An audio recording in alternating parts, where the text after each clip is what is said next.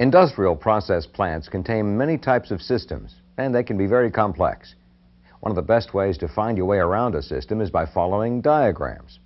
The information contained on plant diagrams can help you understand how the systems in your plant are laid out and how they operate. Since diagrams generally pertain to specific systems, some of the examples you'll see in this unit won't be the same as the diagrams at your plant.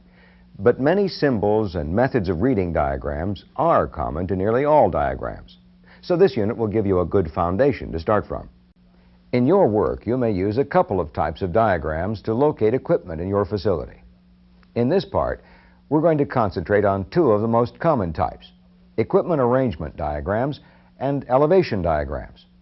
We'll start with an equipment arrangement diagram. An equipment arrangement diagram shows locations for pieces of equipment. Each type of equipment is represented by a symbol. For example, these symbols represent pumps, these represent motors, and these represent tanks. When you compare the symbols with actual equipment, you can see that the symbols are similar in shape to the equipment they represent. Equipment shown on diagrams is usually labeled with its name or equipment number, or both. For example, a pump may be labeled P31A for pump number 31A. Some diagrams may also show the distances between equipment. Another diagram that shows equipment locations is an elevation drawing. An elevation drawing shows where equipment is located on different levels in a facility. Looking at an elevation drawing is like removing a wall and seeing a side view of the equipment on different levels. The location of each piece of equipment is shown in reference to a measurement called an elevation. Sea level is commonly used as a reference or starting point for elevations because ground levels can change. Drawings and diagrams that represent parts of a system and the flows between the parts are referred to as system diagrams. We're going to look at three types of system diagrams: block diagrams, piping system diagrams, and electrical diagrams. And we'll start with block diagrams. This is an example of a simple block diagram. It illustrates some of the basic parts that all systems have. The blocks represent the energy source, devices that perform a control function, and load or demand in a system. The lines represent the transmission paths for material or energy through the system. This block diagram is a process flow chart.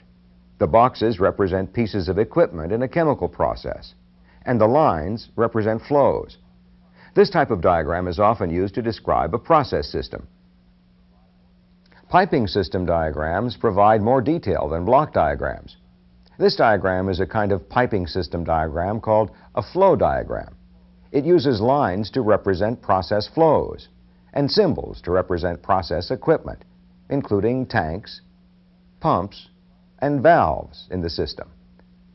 But a flow diagram doesn't show the devices used to monitor the process or all of the devices used to control the process. A piping system diagram called a piping and instrumentation diagram, or P&ID, like this one, is used to show how a process system is monitored and controlled. A P&ID shows material flows, equipment in the system, and the devices used to monitor and control the system. The last type of diagram we'll look at is an electrical diagram. Electrical diagrams show the components and connections in electrical systems. Like flow diagrams and P&IDs, electrical diagrams use lines to represent flow paths, in this case the flow paths for electric current, and symbols to represent equipment in the system. In addition to showing the equipment and connections in a system or process, system diagrams usually include other information on how to interpret the diagram. This information is contained in title blocks and legends. A title block is used to identify the diagram.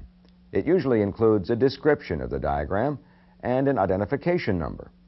It may also include additional information about the diagram or the system it represents. Legends generally give the meanings of the symbols, abbreviations, and prefixes used on the diagram. In this topic, we saw some of the basic types of diagrams used in process plants. System diagrams can help you learn about the systems in your facility, and equipment location diagrams can help you locate specific pieces of equipment. Try some questions now to check your understanding of these types of diagrams. An equipment arrangement diagram shows locations for pieces of equipment. Each type of equipment is represented by a symbol. For example, these symbols represent pumps, these represent motors, and these represent tanks. A piping system diagram called a piping and instrumentation diagram, or P&ID, like this one, is used to show how a process system is monitored and controlled. A P&ID shows material flows, equipment in the system, and the devices used to monitor and control the system. A good way to start reading any type of diagram is to become familiar with the symbols on it. So we'll take a look at some common process flow diagram symbols and the equipment they represent. This is a flow diagram for a mixing and dilution system. These symbols all represent tanks. The symbol for a mixing tank includes a motor and mixer blades. Diagram symbols are often drawn to represent a certain view of the equipment they represent. For example, if you compare this symbol for an acid tank to the actual acid tank, you can see that it resembles a side view of the tank. This stair-step symbol is used to represent a positive displacement pump. Positive displacement pumps are designed to move a specific amount of liquid on each stroke. The other pump symbol on this diagram represents a centrifugal pump. Centrifugal pumps move liquid by applying centrifugal force to the liquid. The flow rate through this centrifugal pump is controlled by a valve in the piping on the discharge side of the pump. In this case, a globe valve with a pneumatic actuator is used. Globe valves are often used to regulate fluid flow because they can be partially opened or closed to adjust flow rate. You may see globe valves represented on diagrams by either of these symbols. There are 3 globe valves, one in each line to the dilution tank and one in the line to the storage area. Another type of valve in this system is a gate valve. Gate valves, like this one at the bottom of a tank, are normally positioned fully open to allow flow or fully closed to isolate equipment. The symbol for a gate valve is similar to the symbol for a globe valve. This symbol represents a check valve. Check valves are designed to allow fluid flow in only one direction. There's usually some type of notation on the valve that indicates the direction of flow through the valve. For example, flow through this valve is in this direction. The dot on this symbol indicates the side of the valve where fluid enters, so flow would go through the valve in this direction. This is another symbol you may see used to represent a check valve. It uses an arrow to indicate the direction of flow. The final valve symbol used on this diagram represents a relief valve. The relief valve opens when system pressure exceeds a preset limit to vent fluid from the system. If the pressure continues to rise, the valve opens further. Once pressure returns to normal, the valve closes automatically. This is a typical symbol used to represent a relief valve. You may also see it represented this way. We've looked at the symbols for all the valves used in this system.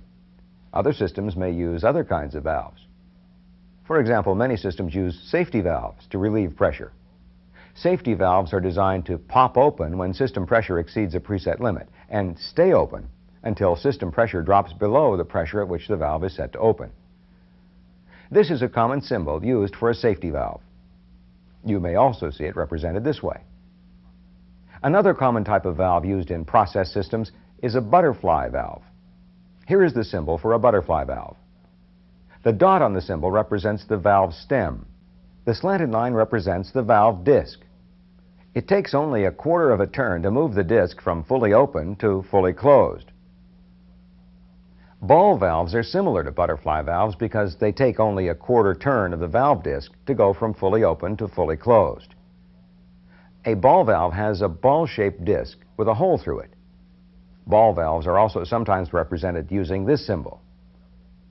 The symbols for the valves and other equipment on a process flow diagram are connected by lines that represent the flows of materials in the system. Lines that cross with a hump or a break in one line represent material flows that are not connected. Lines that cross like this, without a hump or a break in one of the lines, represent flows that are connected.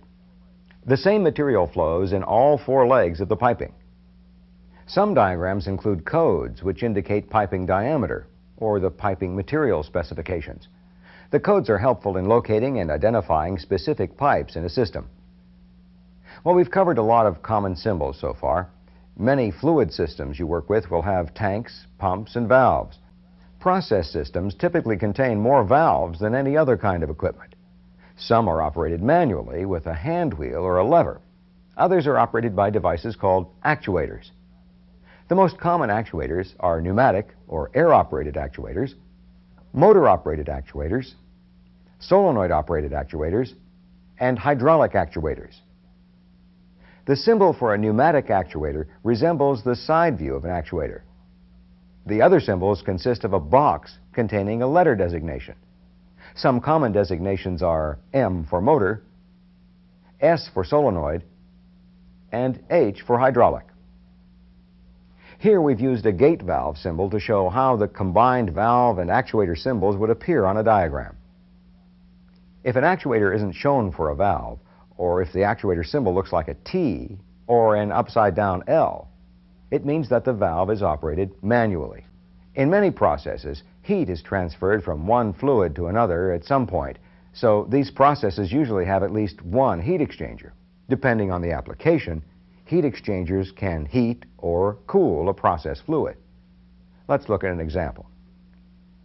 In this example, steam is used to heat a process fluid. The process fluid flows through the tubes in that heat exchanger, and the steam flows through the shell around the tubes. As process fluid flows through the heat exchanger tubes, heat from the steam flowing around the tubes is transferred to the fluid. This is a straight tube heat exchanger. These symbols are often used to represent a straight tube, shell and tube heat exchanger. This symbol represents a U-tube shell and tube heat exchanger.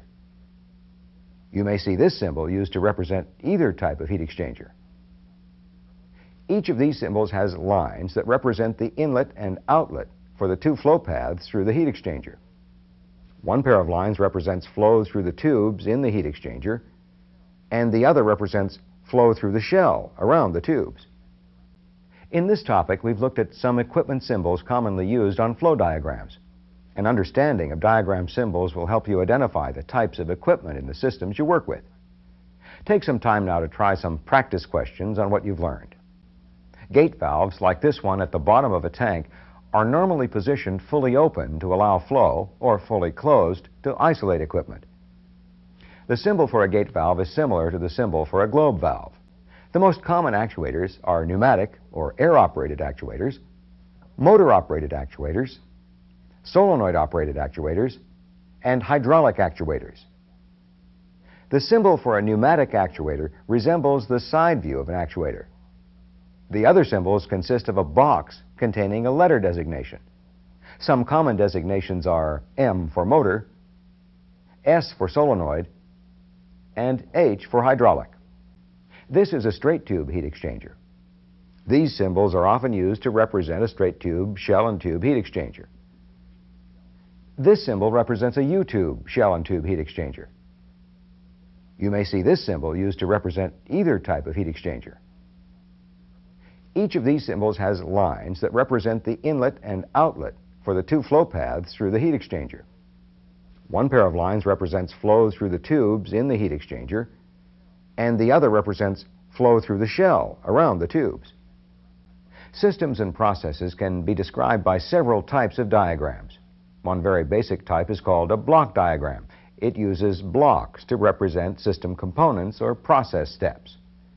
Here's a block diagram illustrating the basic parts of all systems. An energy source provides the energy necessary to do the work required of the system. The control is made up of instruments that monitor, indicate, and adjust a system's operation. The load represents devices in a system that carry out the specific task of the system, and the transmission path connects the parts of the system together. Now, this block diagram can help you understand the concept of a system, but it really doesn't give much information about any particular system. Here's a block diagram that's a lot more useful. It's called a process flow chart. The basic parts of the system are represented by blocks. Lines show how materials flow through the system. We'll follow the lines to learn more about the system in this example. We'll begin by looking at the flows into and out of the mixer. The inputs to the mixer include two liquid materials. The materials could be raw materials or intermediate products from other processes. There is one path from the mixer. It goes to this heater. Steam from the steam system supplies heat to the heater. The steam from the steam system is an example of a utility. Utilities are necessary for process operation, but don't end up in the product. They're typically used to transfer energy into or out of a process system. Steam also flows to the reboiler. Condensate from the heater and from the reboiler go to the condensate recovery system. From the heater, the heated liquid flows to a vapor separator. In the vapor separator, some of the components of the hot mixture flash to vapor. The other components remain in the liquid state. This flow path represents liquid in the bottom of the separator that is sent to a reboiler. In the reboiler, part of the liquid is vaporized. The vapor from the reboiler is returned to the vapor separator. The waste product that's not vaporized in the reboiler is sent on to another system for processing. The vapor from the vapor separator flows to a condenser. In the condenser, the vapor is cooled by a flow of water from the cooling tower. The condenser product is then sent to storage. Steam from the steam system supplies heat to the heater. The steam from the steam system is an example of a utility. Utilities are necessary for process operation, but don't end up in the product. They're typically used to transfer energy into or out of a process system. Steam also flows to the reboiler. Condensate from the heater and from the reboiler go to the condensate recovery system. One of the most useful diagrams for finding your way around a process system is a kind of piping system diagram called a flow diagram. Plant personnel can learn a lot about how a process operates by reading a flow diagram. This flow diagram shows part of a process system that recovers a valuable product from a liquid waste stream. We can determine how it operates by tracing the flow paths through the system. The waste product enters the system here. The first major component is heater HX1. Liquid passes through the heater and is heated by steam from the steam system. The arrows indicate that the waste liquid passes through the heat exchanger tubes and the steam passes through the shell of the heat exchanger. The condensed steam drains from the heater and is routed to the condensate recovery system. The heated waste stream leaving the heater flows through a valve which regulates the flow of liquid and into a vapor separator. There it's separated into a vapor and a liquid. The heated waste stream leaving the heater flows through a valve which regulates the flow of liquid and into a vapor separator. There it's separated into a vapor and a liquid. The vapor flows from the top of the separator. The liquid flows from the bottom to a reprocessing system. From the separator, the vapor flows through an isolation valve to vapor condenser VC1, where it's cooled and condensed. Water from the cooling tower is used to cool the vapors. The resulting liquid is pumped to the product storage area by a centrifugal pump. There's one more line coming from the condenser. The note indicates that the line is the condenser vent. Vents are required on most condensers to remove gases, such as air, that may enter the condenser. You'll find that although there are many variations, systems are usually made up of common types and arrangements of equipment. For example, one arrangement that's found in many fluid systems is a supply line and bypass line arrangement. Here's an example of a supply line and bypass line arrangement. It's made up of the 4 valves on the left and the associated piping. This equipment controls flow to 3 separate piping branches. Each one has a pneumatically actuated globe valve to control flow through the branch. This symbol represents a motor-actuated globe valve.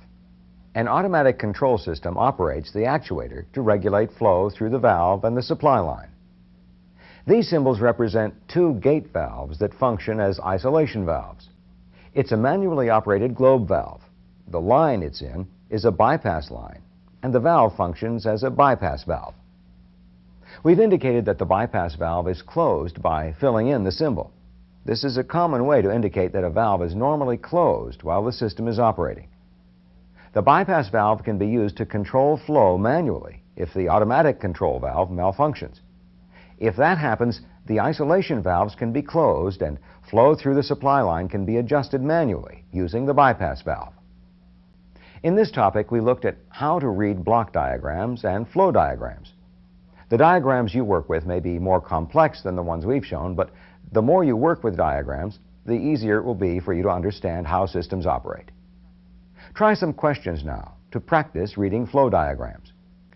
Here's an example of a supply line and bypass line arrangement. It's made up of the 4 valves on the left and the associated piping. This equipment controls flow to 3 separate piping branches. Each one has a pneumatically actuated globe valve to control flow through the branch.